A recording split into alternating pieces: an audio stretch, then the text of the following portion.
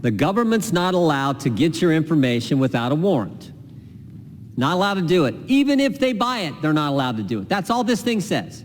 It couldn't be more straightforward, more simple. It is a respect for the Fourth Amendment, respect for Americans' privacy. What we're saying is, and it's been said before by the ranking member and Ms. Jayapal and the gentlelady from Wyoming, you can't do an in-run. You can't do a workaround. You can't say, oh, we're allowed to get information we otherwise wouldn't be able to get because we're going to purchase it from a data broker. No, you can't do that. That's all this says. If it would otherwise require a warrant, you can't go buy it. You can't do a workaround.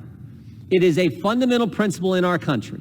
If the executive branch wants to get your stuff, wants to look at your information, they have to go to a separate and equal branch of government and get a probable cause warrant.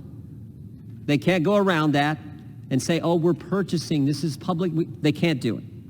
Plain and simple. And I want to commend the ranking member and the Democrats on the committee. Again, as the ranking member said, we very seldom have legislation that comes out unanimous like this. But this committee, charged with more than any other committee in Congress with protecting American civil liberties, their rights, the fundamental principles and liberties that make our country the best place ever, unanimously agreed this thing should pass. So I want to thank them. I want to thank Ms. Hageman for leading it, the debate in the committee for our team, and of course the sponsor of the legislation, Mr. Davidson. This is so simple. Last week we had a similar fight, similar debate. Unfortunately, we lost 212 to 212. Let's hope we can win this one.